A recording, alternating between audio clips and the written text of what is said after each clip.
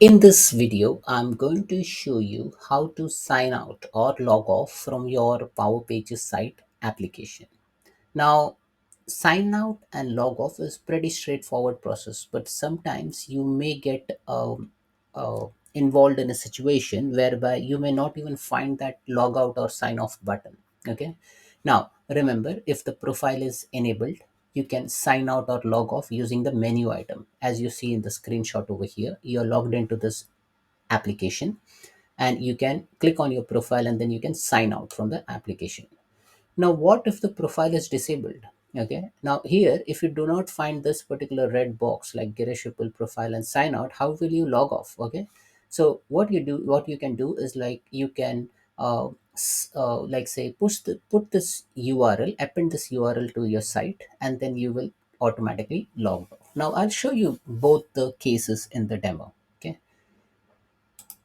So as you see over here, this is the login screen for my application. This is my uh, Power Page site. Now, as you see over here, all this has a log icon. That means you can't access the site without logging in. Okay, so you need to have some sort of a authentication before you even access those pages. Now here, let me sign in using an external account. Okay, Azure AD.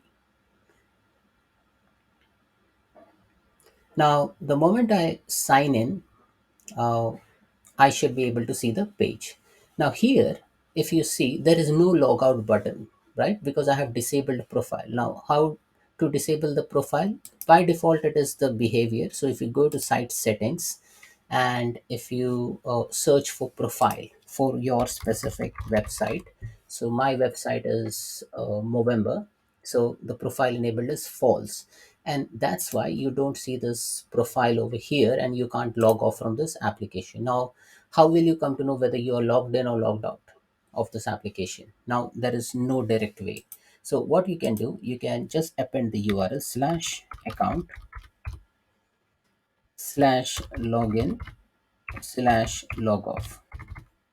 Okay, the moment you do that, it will log you off, take you to the sign in page, and that's it. Okay, so this is how you can log off from the application.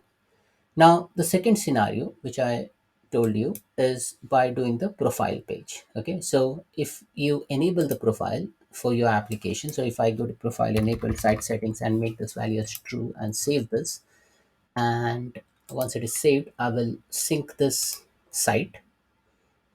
Okay,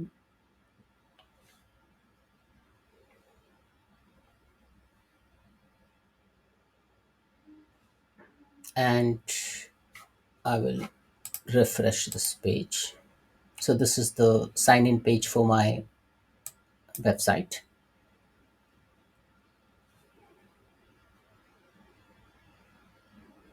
And I'll try to log in using Azure Active Directory. Okay, so if you click on Azure Active Directory,